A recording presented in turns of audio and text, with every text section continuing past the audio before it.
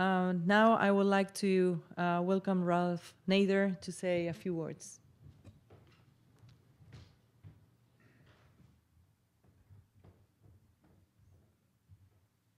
Thank you, Nanny. Thank Latin NPAC. It is a very impressive report that they've just put out on democratizing car safety. Just a nice title. We want to democratize technology and to begin to name names and to have crash tests with the results by the model and its star designation.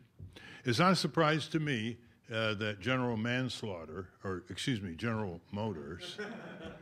is at the bottom of the list here with this GM Sail sold in South America, manufactured in China and assembled in Colombia. It should be renamed the GM Fail rather than the GM Sail. And I emphasize these word changes because we cannot wait for the laws. The laws are created by government officials under the heel of GM and other car company lobbyists, and they have no sense of urgency. They can delay and delay, as they did in the United States years ago. There is no need for any lead time argument whatsoever. These are known technologies, airbags, side impact, three-point belts in the rear, car safety protections for children. They're all well known. They're in cars in Western countries and places like Japan. So there's no excuse whatsoever in terms of any lead time. And you want to picture a typical car manufacturing plant in Mexico. Just visualize it. They basically have two assembly lines. One assembly line is for export and has higher life-saving standards. The other assembly line is for the natives, the Mexicans. Their lives aren't worth as much. So put yourself in the place of these engineers that basically have to strip safer cars that are going off the assembly line heading for the United States or Japan or elsewhere, Canada. They have to strip them for the domestic market. Now, that's more than a double standard. That is conscious manslaughter, if not worse. That is basically knowing and willful reduction of life-saving technologies in cars for a population that is more vulnerable because it doesn't have the protection of law in Mexico that, say, we have in the United States. We're looking at millions of people who are going to die in motor vehicle crashes all over the world in the next decade. You can see the curve is going up, and a lot of these deaths could be prevented by a technological vaccine or vaccines. That's what airbags and seat belts are, and side protection, rollover protection, stronger seat installations, better brakes, better tires, automatic braking systems, and other things that are on the frontier. So we are now seeing a rapid innovation coming from the auto suppliers in the US and in Japan in crash protection and in collision avoidance. And so this double standard is only going to get worse. So if we have, as cars now are being able to be purchased with, braking systems that will prevent a rear-end collision when the driver isn't quite as alert, is that also going to be denied? People in South America? The answer is yes, unless something happens. What is it that happens? The first step is what's happening today. You have to document by model the differential levels of safety or lack thereof and publicize it. You take a report like this and you reduce it to bumper stickers and buttons. So you have, for example, a picture of the Chevrolet Sail with an X on it, and people just wear it. It can go with the clothing. It can be very properly designed. And so people walk around and someone says, "What's that?" They say, "Well, that's the Chevrolet Sail. It's the least safe car being sold in our country. It's got a 0-star rating under Latin NCAP." And that is what the public relations people and the advertising people for the auto companies fear the most. It's the word of mouth. It's the taint, the stigma that reduces the sales, and in so doing sends the only message that these monetized minds in General Motors understand. They understand regulatory messages, but if there's no regulatory message with enforcement teeth, they will understand a declining sales curve. Because if you ask yourself, why are these executives headed by the first woman ever to run General Motors, Mary Barra? Women are supposed to be more compassionate, Mary.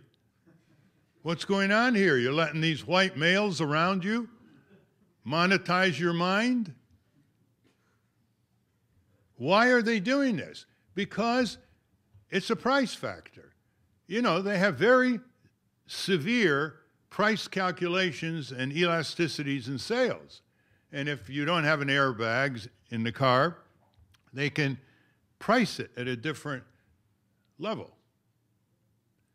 Well, that is a very small margin, you see, of the overall revenue per car that a company like General Motors gets, which means that a very small percentage of sales decline due to consumer rejection and consumer stigmatization of the model can have a very decisive effect, so that there are no longer two assembly lines, one that kills Mexicans in greater numbers and one that saves foreigners in greater numbers. And just dramatizing this tragic bifurcation of the human mind in these assembly plants and publicizing them will generate whistleblowers. And first of all, there's a big turnover in Mexican auto plants. And they know what's going on inside in a very dramatic way that the television, like 60 Minutes and others, like. And you want to get these whistleblowers. It was whistleblowers that helped bring the tobacco industry to its knees, the asbestos industry to its knees. Whistleblowers helped recall tens of millions of motor vehicles in the United States. And so you want to stimulate that. What you need to do is get some good economists in Mexico to figure out what the margin is that GM is calculating. That is, if we don't put these safety features in, we're going to save so many pesos, and therefore we can price it slightly less vis-a-vis the competition. I don't see any other motivation for General Motors for doing what it's doing. In the old days, you could say they deliberately stifled their own engineers and scientists so that they didn't develop seatbelts. They didn't test seatbelts. They didn't develop head restraints. They didn't develop disc brakes, which were in Europe, or radial tires. There's no such excuse now. This is the most condemnable behavior in General Motors history. They're literally bifurcating their products for a double standard evaluation of human life and limb. And so in a way, it's much easier task, subject to public condemnation regularly, public rejection in the marketplace. You know, when the Corvair got its stigma, it didn't stick around more. The dealers didn't like the Corvair either. But when the corporate logo is so valuable, when the corporate trademark and the corporate company name, they pour millions of dollars just to try to get the right name in the slogan. Those are points of vulnerability to consumer rejection and adverse publicity. the person who was chosen by Nissan years ago to develop a slogan in the United States for Datsun motor vehicles, the Datsun version. And he developed the slogan, "We are driven." Remember that one? In those days, $1 million was a lot of money. That man was paid $1 million just for those 3 words. So you take the corporate brand and you expose it to moral and consumer rejection, and you get action very, very quickly. It's nice to have the UN standards. Maybe they can be used against any WTO challenge. Disgraceful U.S. Department of Commerce is supporting a U.S. challenge under WTO against Ecuador. It's nice to have regulations, but once you have market rejection in the best possible atmosphere I can envision, because of what I just said, it's all there, it's ready to go, then you can see that regulations will follow and international standards will follow because they're just following the upgrade in the quality of market response by the consumer. A few years ago, an Associated Press reporter from Brazil called me up. He was an American, and he was doing a series of articles on the double standards in Brazil.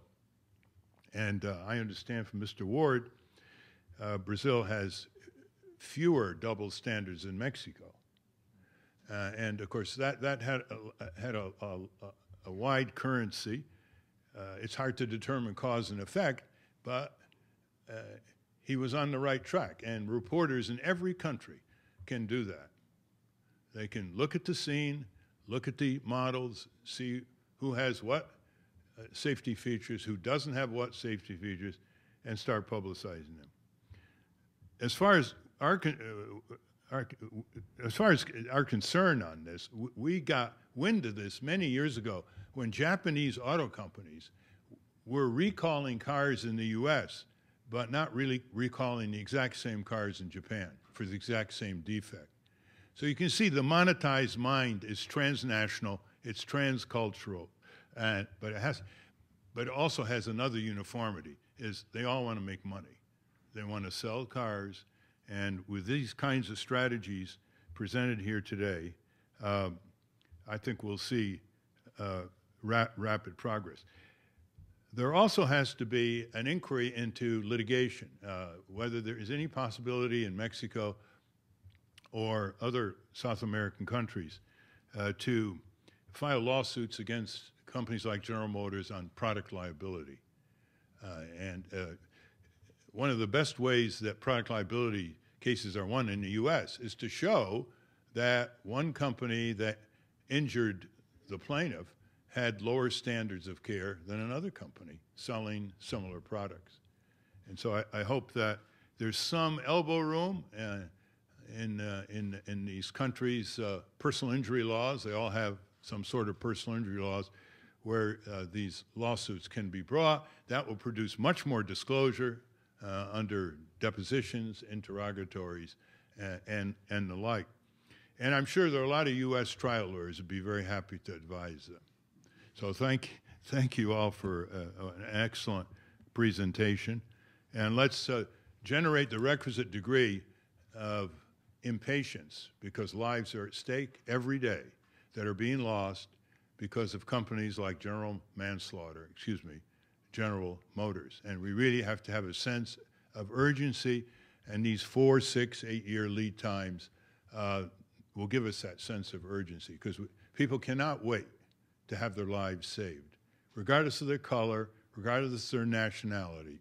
If corporations want to be global corporations, if they like globalization, then they should have globalized standards to protect all human life anywhere on the globe, not just in some favored countries where they can't get away with it, such as in the U.S.